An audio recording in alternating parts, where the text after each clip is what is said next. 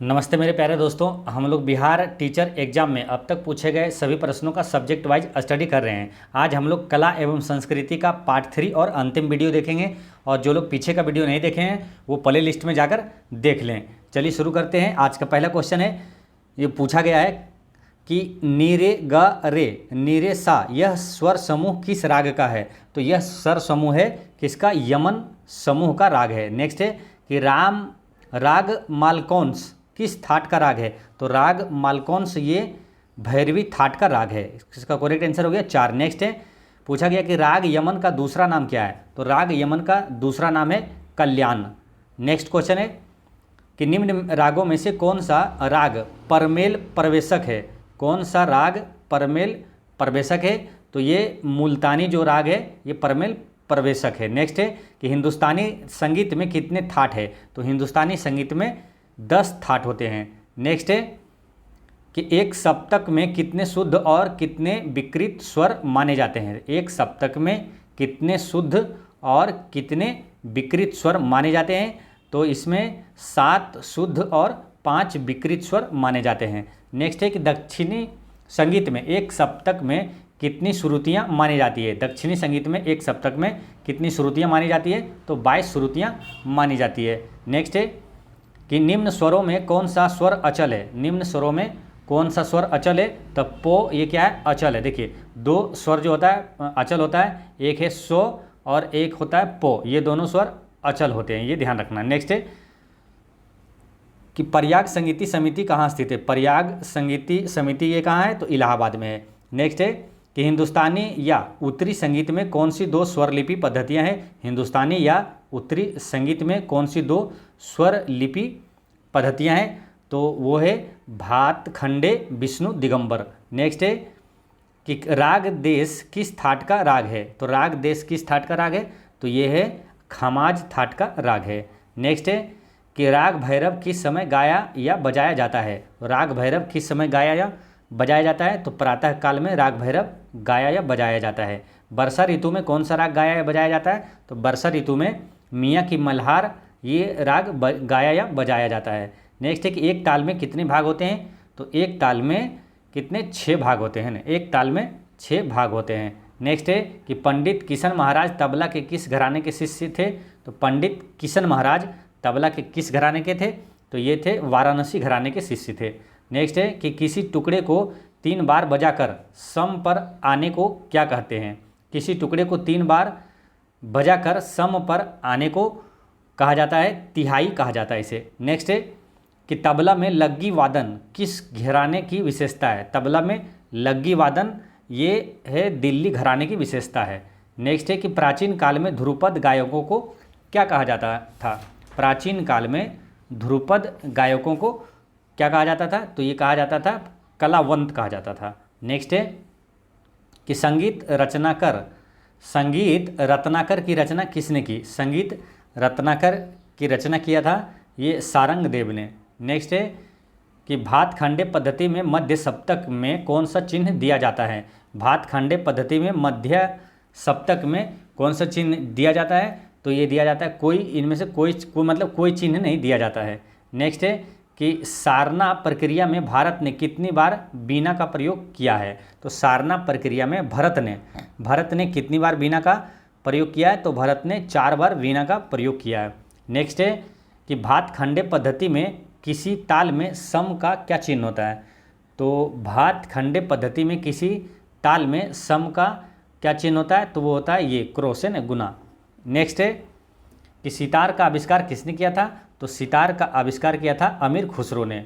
Next है कि सितार में विलंबित लय में बजाए जाने वाले गत को क्या कहते हैं। सितार में विलंबित लय में बजाए जाने वाले गत को ये मसीत खानी कहा जाता है। नेक्स्ट है कि नृत्य में पैरों के बोल को क्या कहते हैं। तो नृत्य में पैरों को बोल को अदा कहा जाता है। नेक्स्ट है कि निम्न में से कौन सा कलाकार शास्त्रीय गायन के से हैं। कौन सा कलाकार शास्त्रीय गायन से है। तो शास्त्रीय गायन से है ये पंडित जसराज। नेक्स्ट है कि वाद्य को कितने प्रकार में बांटा गया है। तो वाद्य को बांटा गया है कितने? 4 प्रकार में बांटा गया है।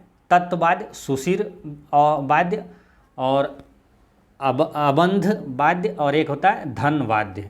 नेक्स्ट है स्वरों को चढ़ते हुए क्रम को क्या कहते हैं? तो स्वरों को चढ़ते हुए क्रम को आरोह कहा जाता है। नेक्स्ट है कि अमीर खुसरो का जन्म कब हुआ था? तो ये 1253 में अमीर खुसरो का जन्म हुआ था। नेक्स्ट है कि निम्न में से कौन सा ताल 16 मात्रा का है? तो कौन सा ताल 16 मात्रा का है? तो ये जो तिलवाड़ा ताल है ये 16 मात्रा का है। नेक्स्ट है कि ध्रुपद गायकी में किस चीज़ का प्रयोग नहीं होता है? तो ध्रुपद गायकी में ये तान का प्रयोग नहीं हो जाता है, बाकी आलाप, गमक और मीट का प्रयोग ध्रुपदी गायक में होता है। नेक्स्ट है कि राग दुर्गा में कौन सा स्वर राग भूपाली के स्वर से अलग है? राग दुर्गा में कौन सा स्वर राग भूपाली के स्वर से अलग है? तो राग भूपाली के स्वर से अलग है मो। नेक्स्ट है राग भूपाली में कौन सा स्वर वर्जित है? तो राग भूपाली में ये मो और नी क्या है? ये वर्जित है। नेक्स्ट क्वेश्चन है कि लोकगीत में संगत के लिए कौन सा वाद्य बजाया जाता है? लोकगीत में संगत के लिए कौन सा वाद्य बजाया जाता है? तो ढोलक बजाया जाता है।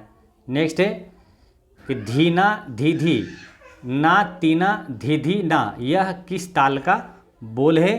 तो यह है झप ताल का ये बोल है।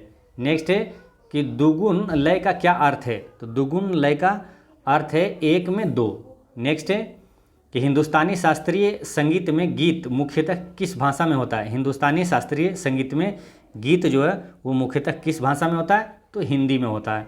नेक्स्ट है कि राग वागेश्वरी से मिलता जुलता राग कौन सा है? राग वागेश्वरी से मिलता जुलता राग कौन सा है? तो काफी है। नेक्स्ट है सितार पर बजाए जाने वाले द्रुत गत क्या कहते हैं? सितार पर बजाए जाने वाले द्रुत गत को क्या कहा जाता है? तो इसे रजाखानी कहा जाता है। नेक्स्ट है कि 3/2 गुना का क्या अर्थ है? तो 3/2 गुना का अर्थ होता है 3 में 2 बोलना। नेक्स्ट है कि निम्न में से कौन सा राग प्रातःकालीन संधि प्रकाश राग है?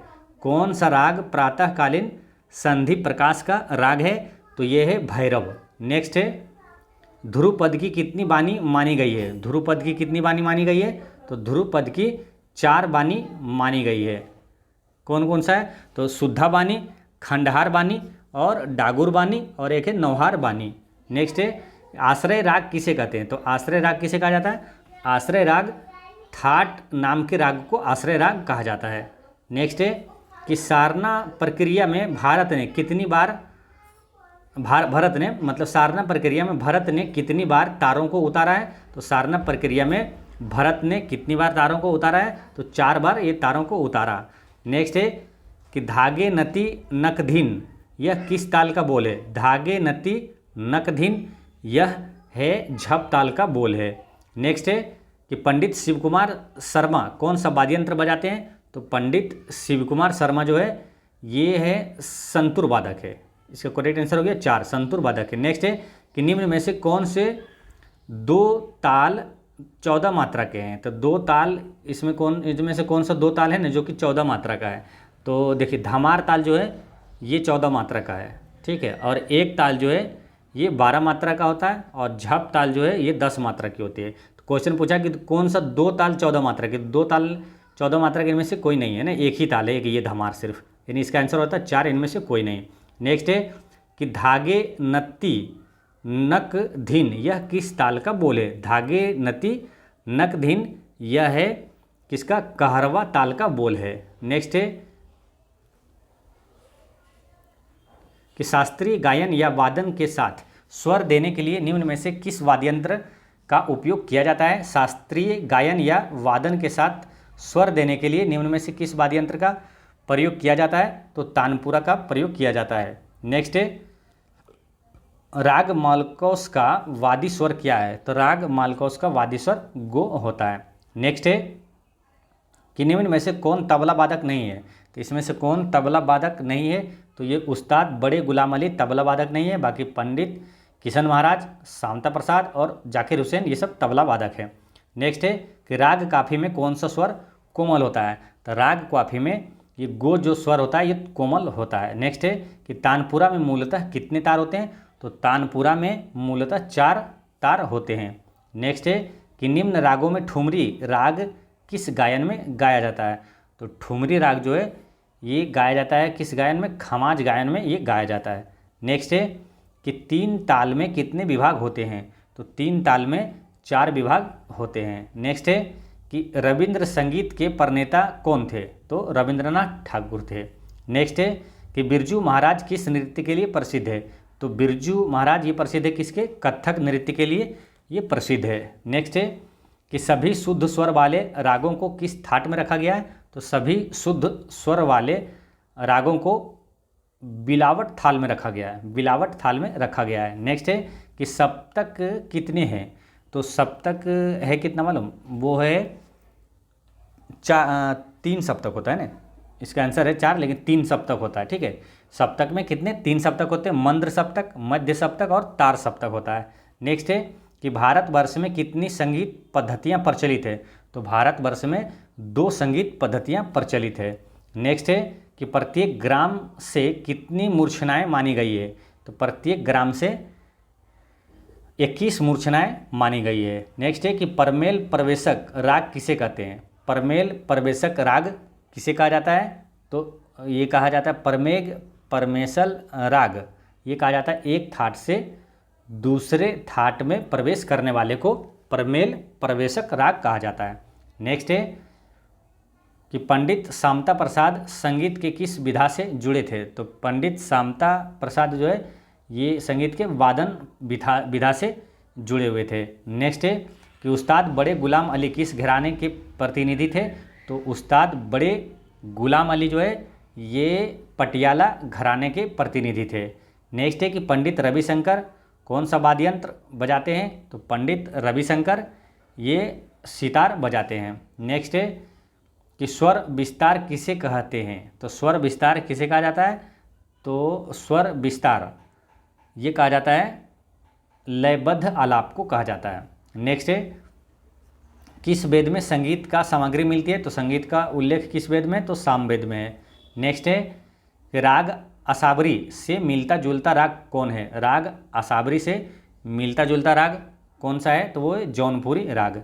नेक्स्ट है कि प नी सारे गा सा नी किस राग का स्वर समूह है?